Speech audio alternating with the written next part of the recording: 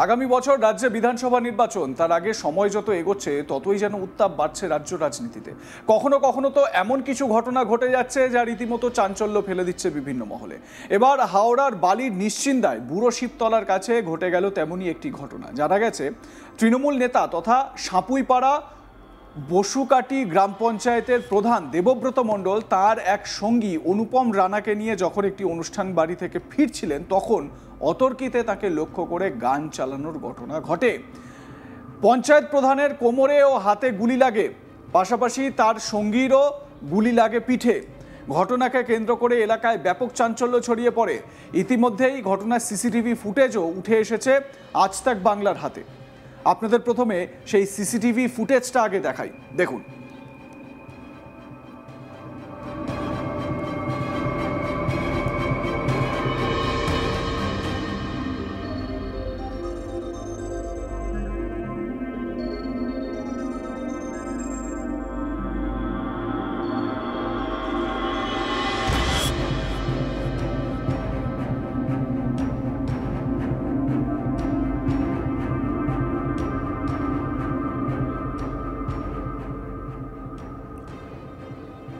কি ভয়াবহ এই সিসিটিভি ফুটেজ! প্রকাশ্যে একেবারে লোকজন রয়েছে, যেরকম ভাবে আসলো, এসে একেবারে সরাসরি আক্রমণ করে চলে গেল। নিরাপত্তা কোথায়? তৃণমূল কর্মী তন্ময় বাগ তিনি এ বিষয়ে কি বলছেন শুনুন।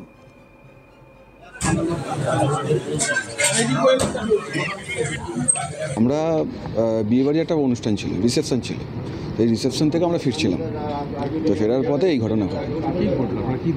কী দেখলাম বলতে আমি সেই মুহূর্তে কিছু দেখিনি। আমাকে যখন দাদা বললো যে গাড়িটা বার কর, তো আমি ছিলাম, আমার একটা বন্ধু ছিল, সে বললো যে আমি গাড়িটা বার করতে গেছি, হ্যাঁ বাইকটা বার, ততক্ষণে দেখি গুলি লেগেছে করছে।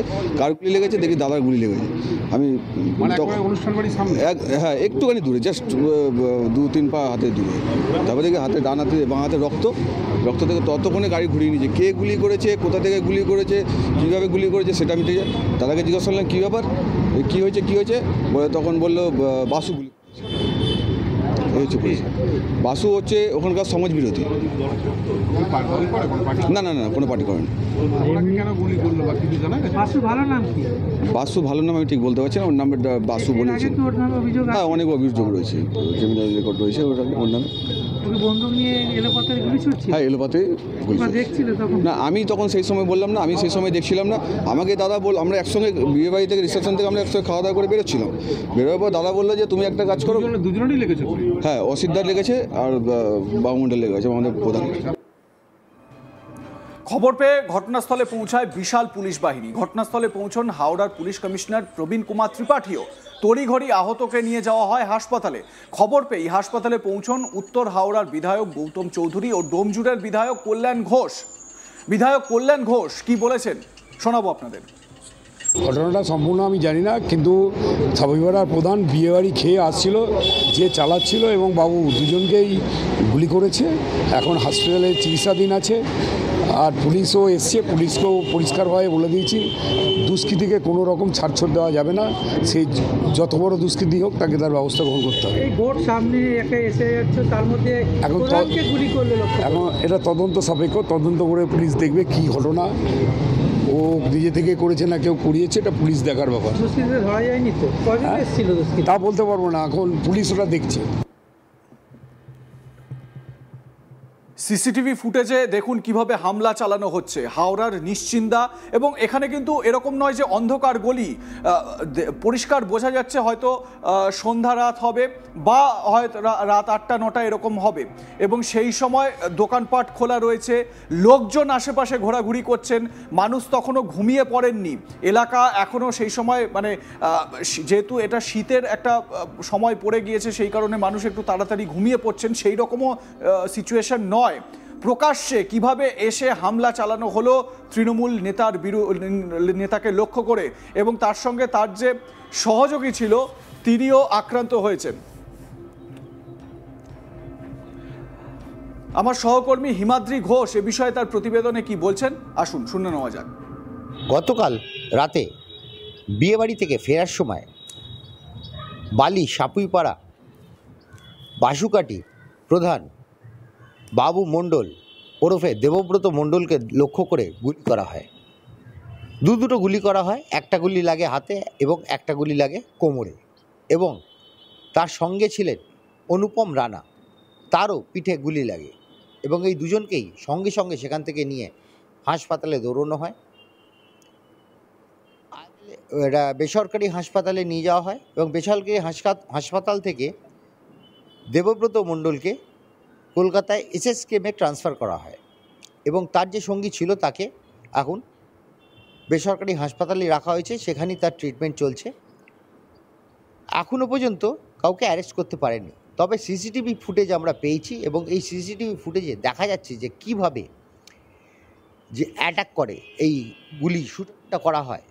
বাইকে উঠে বিয়েবাড়ি থেকে বেরোনোর ঠিক মুখেই তাকে অ্যাটাক করে বাসু ওরফে সুমন চৌধুরী।